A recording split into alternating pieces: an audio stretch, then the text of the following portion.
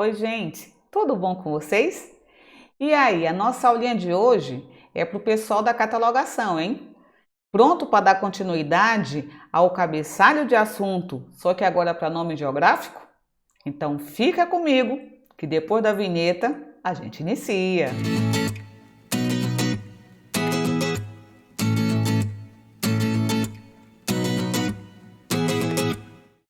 Professora Gui na área, tudo bom com você? Em primeiro lugar, muitíssimo obrigada por você estar aqui conosco.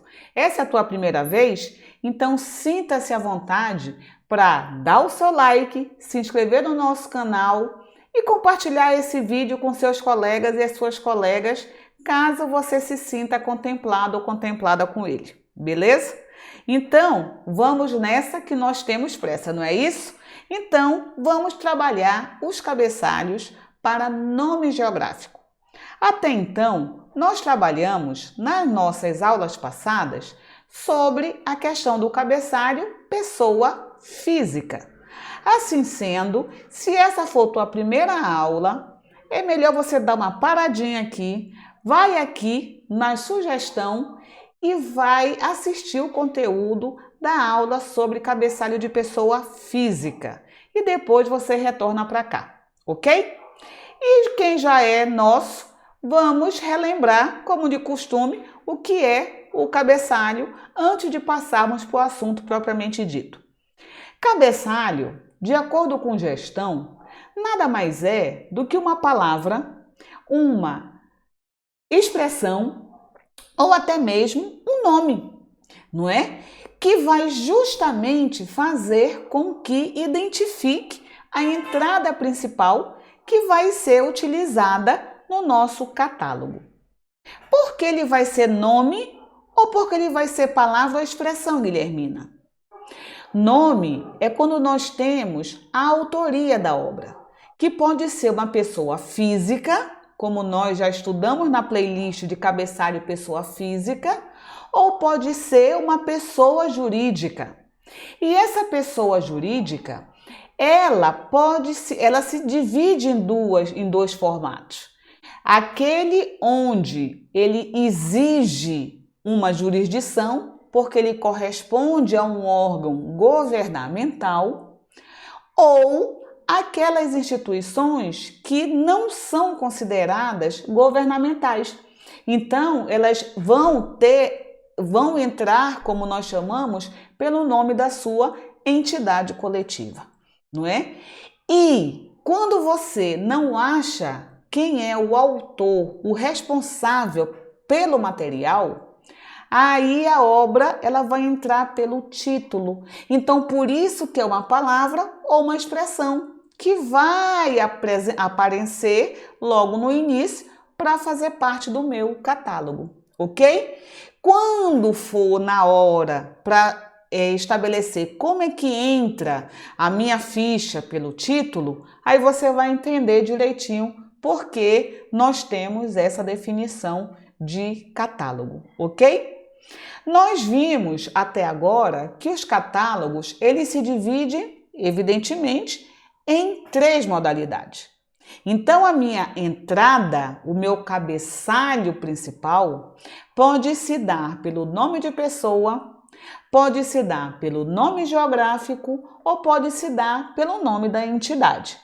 E hoje, a partir dessa nossa playlist, essa é a nossa primeira aula da playlist de cabeçalho para nome geográfico, nós iremos estar trabalhando especificamente para a questão de entrada de nome geográfico. Só que a pergunta é: o que é, Guilhermina, um cabeçalho de nome geográfico? É aquele cabeçalho, meus amores, que corresponde a uma instituição governamental. É por isso que aqui embaixo nós colocamos corresponde à identificação de um governo. Ou seja, é aquele cabeçalho que obrigatoriamente é iniciado pela jurisdição. E a jurisdição é o nome do país, é o nome do estado ou é o nome do município. ok? Então, obrigatoriamente, tem que entrar pela jurisdição. E depois dessa entrada é que vem o nome do setor responsável pelo conteúdo daquela obra. Ok, meus amores? Tá? Assim sendo, o meu cabeçalho que inicia pela jurisdição, ele é utilizado primeiro para a identificação do governo. Segundo, para ele apresentar um acréscimo ao nome dessa minha entidade, justamente para eu saber de qual entidade eu estou falando. Por isso que ele é o elemento diferenciador entre as entidades, principalmente aquelas entidades que são homônimas, ok? Tá?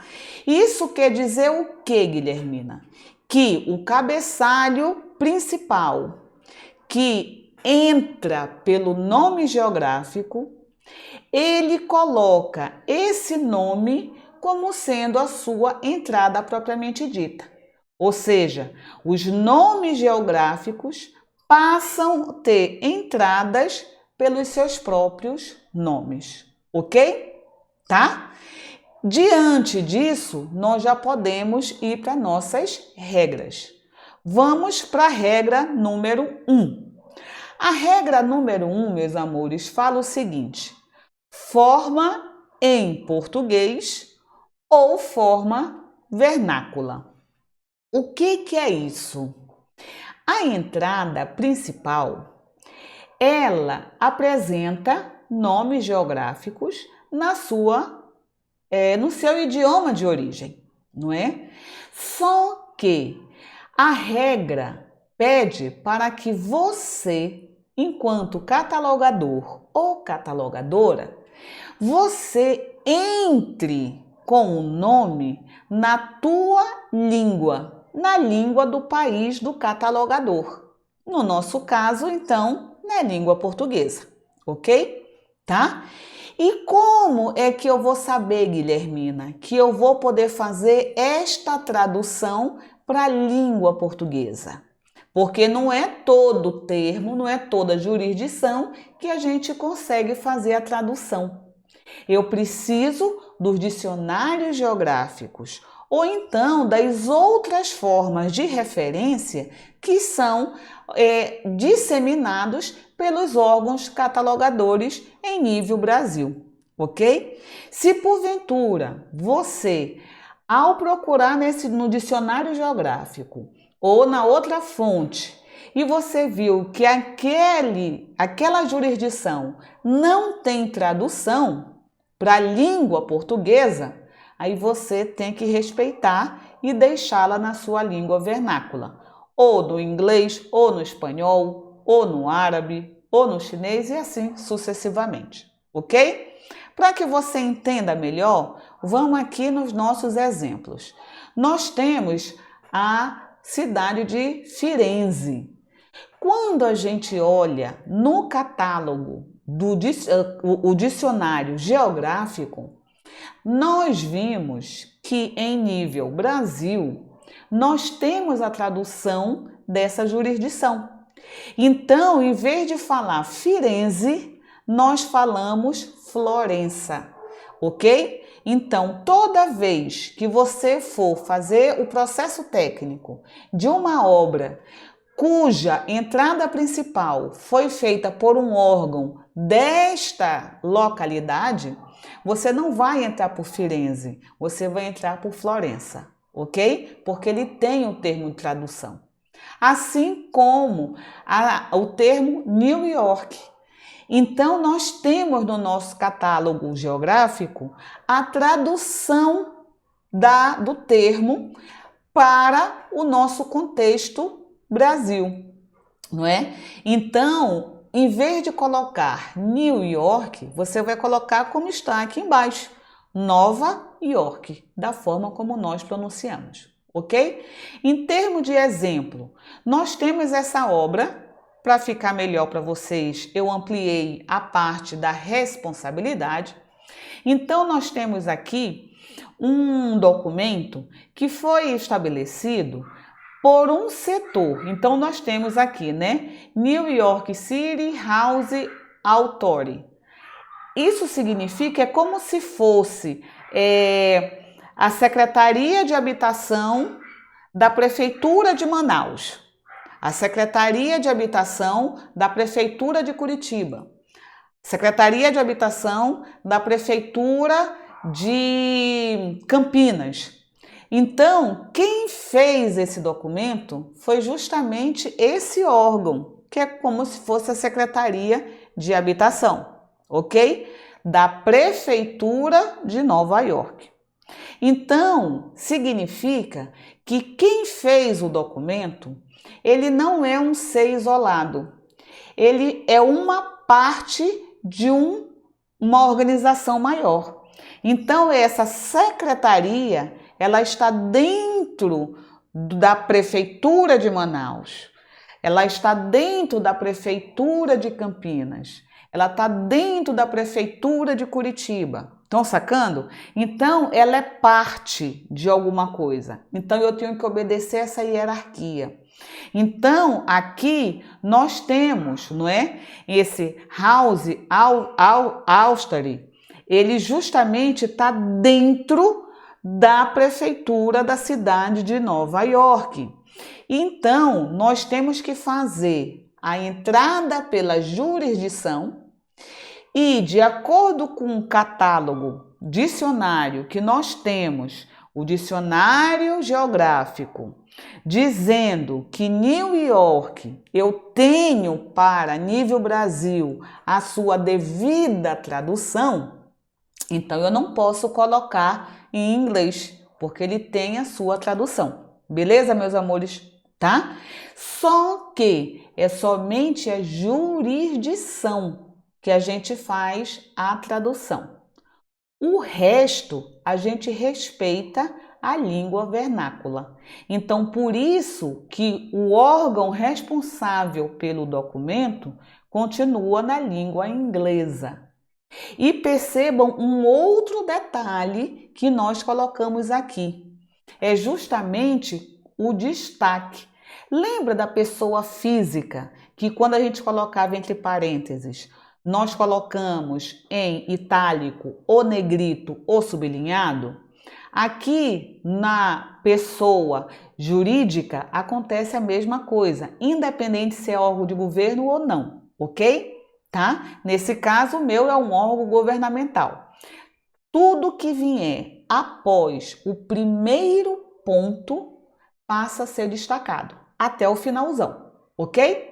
Tá? Então, fizemos a tradução da nossa jurisdição, seguindo o dicionário geográfico, ponto, coloque em destaque o setor, a divisão, a comissão, o órgão que foi responsável verdadeiramente pelo conteúdo da obra na sua língua vernácula. Ok, meus amores? Tá? Então, essa é a nossa regra 1. Então, por isso que nós temos aqui, para a gente poder entender. Em vez de eu colocar em alemão, eu vou colocar a jurisdição Áustria. Assim como Copenhague também tem sua tradução, Suécia tem a sua tradução, Buenos Aires não tem sua tradução.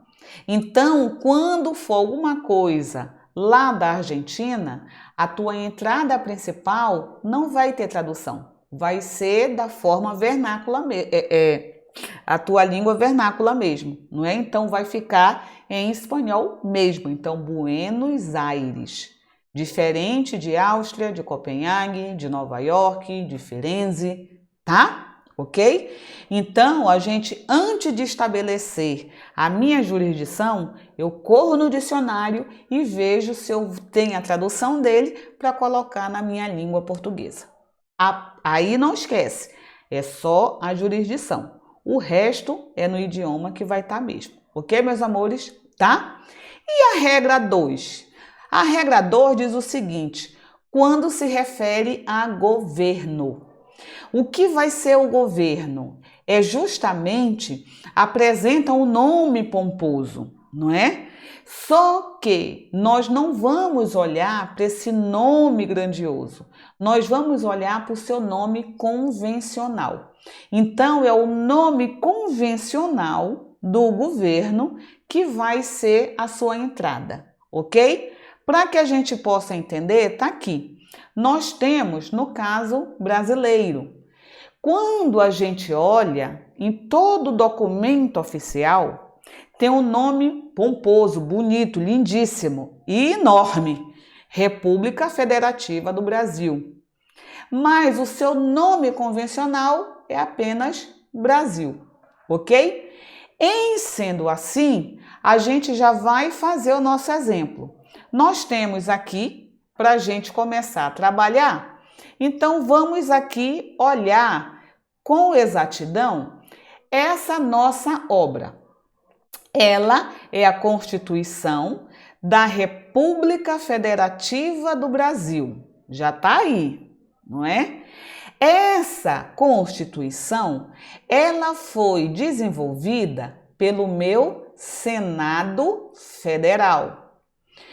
E o Senado Federal, por ser um órgão governamental, ele não vai entrar direto, Senado. Eu tenho que obedecer, em primeiro lugar, a hierarquia, onde esse Senado Federal, ele se encontra hierarquicamente falando. Ele está dentro do Congresso Nacional. E o Congresso Nacional, por si só, ele está dentro da República Federativa do Brasil. Estão sacando? Então, primeiro, nós temos que saber quem é o responsável pela obra, o conteúdo da obra. Tá aqui, é o Senado. Segundo passo, eu tenho que saber a hierarquia de como ele vai entrar. Terceiro passo, já que isso daqui é um órgão governamental, nós iremos optar sempre pelo seu nome convencional, quando diz respeito à sua jurisdição. Isso quer dizer que a minha entrada principal, o meu cabeçalho, vai ficar Brasil, ponto, Congresso Nacional, ponto, Senado Federal. Ok, meus amores? Tá? Por quê? Porque obrigatoriamente o Senado está dentro do Congresso, que o Congresso está dentro da República Federativa do Brasil. Então é assim que tu tem que pensar mesmo. Esse órgão está dentro da onde, até chegar no último. E o último é a minha jurisdição. Ok? Tá? Vamos embora. Aqui nós temos já unindo a regra 2 com a regra 1. Então, eu tenho a Constituição de la République Française. Não sei falar francês, tá, gente? Então, eu tenho a Constituição da República Francesa. Tá tudo em francês. Essa Constituição, ela foi feita também pela sua Assembleia Constituinte, não é? Não tem o meu Senado Federal? Lá também tem a mesma coisa. Então, a regra 1, eu tenho que olhar se a minha jurisdição tem ou não tradução. A regra 2, entrar pelo meu nome convencional. Então, em vez de ser Constituição República Federativa, não é? República Francesa, eu vou entrar somente França. E França tem a sua devida tradução. Por isso que eu vou colocar na língua portuguesa a jurisdição França. E, a partir do primeiro ponto, destacado na língua vernácula, ou seja, em francês, o nome do órgão que confeccionou o conteúdo desta obra. Então, tá aqui, Assembleia Nacional Constituinte, tudo em francês, ok? Uma vez que a obra está na língua francesa, no idioma francês, ok, meus amores? Tá? Regra número 3 é quando a gente vai acrescentar nomes de lugares. Por que a gente acrescenta nome de lugares? Que é justamente para identificar da onde é aquela jurisdição. E também para diferenciá-la caso tenhamos nomes homônimos, ok? Vamos nessa? Nós temos os seguintes exemplos: Roma, que fica na Itália, Paris, que fica na França, Buenos Aires, que fica na Argentina, e Buenos Aires, que fica no estado do Pernambuco, aqui no nosso Brasil. E aí, nos dois primeiros casos, é para identificação do local. Onde é Roma? Onde é Paris? Mas no terceiro e no quarto caso, esse acréscimo é para diferenciar termos homônimos, porque eu tenho aqui no estado de Pernambuco uma cidade chamada Buenos Aires. E aí, se eu deixo apenas Buenos Aires, tu vais pensar automaticamente que tu está falando da Argentina e eu estou falando aqui do Pernambuco, daqui do meu Nordeste brasileiro, ok? Então, olha só o exemplo que eu trouxe para vocês. Então, tá aqui. Isso é um decreto que foi feito pela Prefeitura de Buenos Aires, que fica no estado de Pernambuco.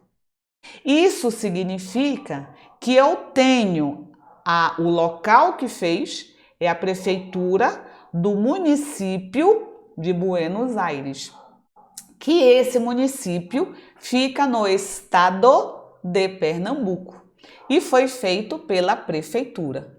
Então, se é prefeitura, eu estou tratando de uma entrada em nível municipal. Por isso que vai ser município, não é o estado. Quando é o governo, se fosse do governo de Pernambuco, aí sim eu ia entrar por Pernambuco, estado, porque é o governo. Nesse caso é prefeitura. Se é prefeitura, eu já sei que eu estou falando em âmbito municipal, ok? Não é âmbito estadual. Se é âmbito municipal, meu olho vai para o município e não para o estado, ok? Assim sendo, a minha entrada vai se dar pelo nome do município, então, Buenos Aires, onde eu vou precisar do acréscimo, independente, toda vez que for município, tu tem que colocar o estado dentro do parênteses, ok?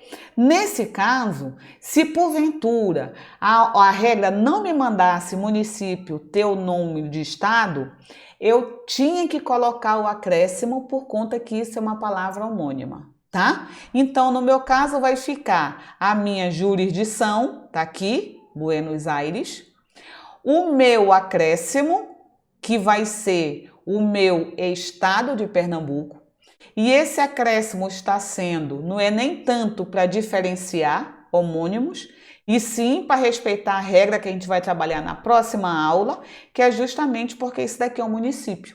Toda vez que for município, tu tem que colocar o estado dentro do parênteses, ok? E olha que a partir do meu parênteses, tudo fica diferenciado. Então, Buenos Aires, Pernambuco, ponto, prefeitura, ok? Não é igual aquele outro, que aquele tinha secretaria, tinha... Não, esse aqui é só a prefeitura de Buenos Aires, tá? Então, ok. Agora, o que nós temos que ter atenção, hein? O que será que esse rapazinho quer que eu tenha atenção?